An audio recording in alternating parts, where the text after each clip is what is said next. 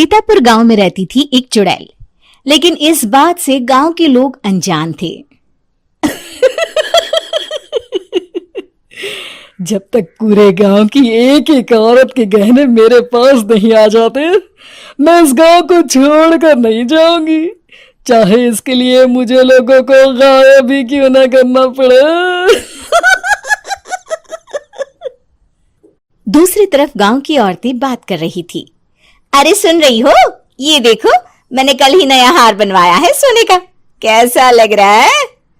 बहुत ही अच्छा है ना, पहले तुम पहनो, फिर शादी में अपनी होने वाली बहू को दे देना। और क्या, सोने चांदी का यही तो फायदा है, जितना पुराना उतना महंगा। लेकिन एक एक पैसा बचाकर ये लेना सच में बहुत मुश्किल हो रहा था मेरे लिए। तभी वहां पहली का पति आ जाता है। गांव में एक औरत के घर के सोने के सारे गहने चोरी हो गए। लोग बातें बना रहे कि गांव में कोई चोर घुस आया है जो घर की कोई चीज को हाथ नहीं लगाता, पर सिर्फ सोने के गहनों को ही चुराता है। अब तुम ना अपने ये गहने संभाल कर रखना।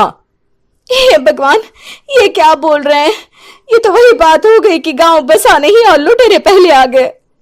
दूसरी तरफ गांव के ही एक घर में रंजना रहती थी। उसके पति का गांव में चाउमीन का ठेला था। एक दिन उसके घर में एक औरत आती है। अरे रंजना, तू गांव में नहीं है तो सोचा तुम्हें बता दूं। गांव में बात चल रही है कि गांव में एक चोर घुस आया है जो घरों के सोने के गहने चुरा लेता है। अरे मैं तो सिर्फ ये कान की छोटी सी बाली ही सोने की पहनती हूँ, बाकी गहने तो मैंने गांव के बैंक में लाकर रखे हैं। ये क्या होता है? ना बाबा ना, हमारे गांव की औरतें तो गहने अपने पास ही रखती है। जब कहीं जाना हो तो बस अलमारी से गहने निकालो और पहन लो। दूसरी तरफ एक औरत हाथ में टोटके वाली छोटी सी गुड़िया लेकर घर में चली आती है। अरे कोई है? घर की औरत है क्या? क्या है ये गुड़िया? ये कोई ऐसी वैसी गुड़िया नहीं है, ये जादुई गुड़िया है। इसको घर की अलमारी में रखना। अगर तुम्हारे घर पर किसी की बुरी नजर होगी तो रात भर में ये पतली सी गुड़िया मोटी हो जाएगी। मैं कल आकर ये गुड़िया ले जाऊंगी और तुम्हारे घर की सारी बुरी नजर छूट जाएगी, समझी? अरे वाह, ये तो बहुत कमाल की गुड़िया है, दे दो। कितने की है एक? अरे नहीं नहीं नहीं, ये फ्री की है।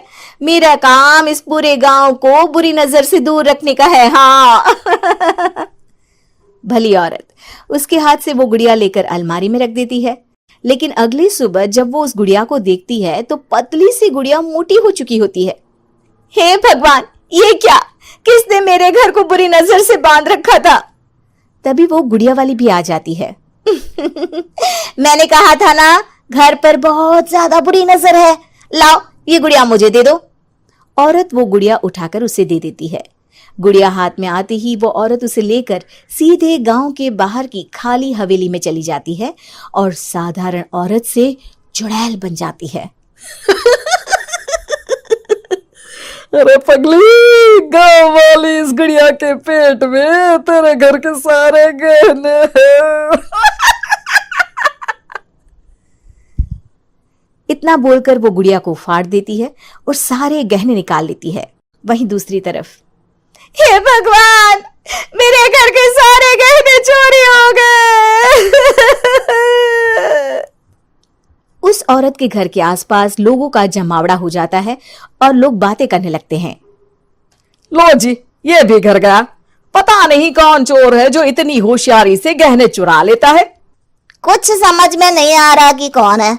लोग तो घर से कहीं जाते भी नहीं है, न ताला लगे न घर खाली हो, फिर भी रातों रात गहने चोरी हो जाते हैं। अरे हम तो कहते हैं लोगों को बारी बारी चौकीदारी करनी चाहिए, चोर को तो पूरे गांव वाले मिलकर पकड़ ही लेंगे। लोग बारी बारी घरों की चौकीदारी भी करते हैं, लेकिन चोरी होने का सिलसिला रुकता ही नहीं। फिर एक दिन रंजना के पड़ोस से भी रोने की आवाज आती है। अरे आज ही घर की बुरी नजर उतरी और आज ही सारे गहने भी चोरी हो गए। कैसी बुरी नजर? क्या हुआ था? तभी वहां उस औरत का पति भी आ जाता है जिसके घर में गहनों की चोरी हुई थी। हाँ, मेरी बीवी ने भी किसी गुड़िया को घर में बुरी नजर उतारने के लिए रखा था, लेकिन अगले दिन गहने चोरी हो गए। अब रंजना को कुछ कुछ बात समझ में आ जाती है। वो गांव वालों से कहती है, देखिए अब आप लोग चिंता ना करें, जल्द ही चोर पकड़ा जाएगा। उस नजर उतारने वाली गुड़िया को आज मेरे घर कोई भेज देना। फिर क्या था, चुड़ैल को लोग रंजना के घर भेजते हैं। पहली बार देखा है कोई खुद लुटने को तैयार बैठा है। तो तू है जिसे घर की बुरी नजर उतारनी है? ये ले गुड़िया, ये सुबह तक मोटी हो गई तो समझो तुमको और तुम्हारे घर वालों को नजर लगी है। हाँ हाँ, मैंने काफी सुना है। तुम ये गुड़िया मेरे घर छोड़ देना। अरे क्यों नहीं, कल सुबह आऊंगी जब गुड़िया तुम्हारे घर की सारी बुरी नजर लेकर मोटी हो जाएगी, ठीक है? अब क्या था, रात को रंजना ने पूरी नजर गुड़िया पर रखी। वो अपने पति और गांव के कुछ लोगों को घर की खिड़की से घर के अंदर नजर रखने को कह देती है, और फिर जो नजारा सब देखते हैं वो हैरान करने वाला होता है। गुड़िया धीरे से अलमारी खोलकर बाहर आती है। अलमारी के सारे गहने लेकर घर में जहां जहां गहने होते हैं वो लेकर अपने मुंह से खा जाती है। वो जितने गहने खाती उतनी ही मोटी हो जाती और फिर अलमारी में बंद हो जाती है। गांव वाले डर के मारे वहीं बेहोश हो जाते हैं। लेकिन सुबह जब वो औरत गुड़िया लेने आती है, रंजना उसका सामना करती है। ये देखो गुड़िया कितनी मोटी हो गई है, लगता है मेरे घर में बहुत लोगों की नजर लगी है। लाला ये गुड़िया मुझे दे दे, अरे बहुत कीमती गुड़िया है ये। तेरे घर की सारी बुरी नजर मैं गांव के बाहर वाली हवेली में फेंक आती हूँ। शाम को फिर लोगों के घर इसे लेकर जाना है ना, इसमें तो मेरी जान बसती है, जान। रंजना गुड़िया को चुड़ैल की तरफ बढ़ा देती है, लेकिन फिर वापस ले लेती है और गुड़िया के हाथ मोड़ देती है। जैसे ही गुड़िया के हाथ मोड़ती है, चुड़ैल का हाथ भी मुड़ जाता है। अच्छा, तो ये वो गुड़िया है जिसमें तुम्हारी जान बसती है। अब सुन चुड़ैल, तेरी सारी हकीकत सबके सामने आ गई है। या तो गांव वालों के गहने लौटा दे, नहीं तो मैं इस गुड़िया की गर्दन मोड़ दूंगी।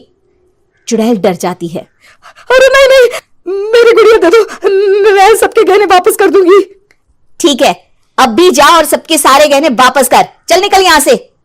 चुड़ैल सबके गहने लौटाकर रंजना के पास आती है। ला दे मेरी गुड़िया रंजना, इसके अंदर के गहने निकाल ले, लेकिन गुड़िया वापस दे दे। लेकिन रंजना जानती थी कि जैसे ही गुड़िया चुड़ैल को देगी उसकी शक्ति वापस आ जाएगी। चुड़ैल, तू तो चुड़ैल ही रहेगी, ये मैं जानती हूँ। अरे नहीं नहीं नहीं, मैं गांव छोड़कर चली जाऊंगी, किसी को परेशान नहीं करूंगी, वादा करती हूँ मैं। लेकिन रंजना उसकी एक बात नहीं सुनती और गुड़िया का सर उसके शरीर से अलग कर देती है। चुड़ैल सर अलग होते ही गायब हो जाती है। गांव वाले रंजना के साहस और बुद्धि की खूब प्रशंसा करते हैं।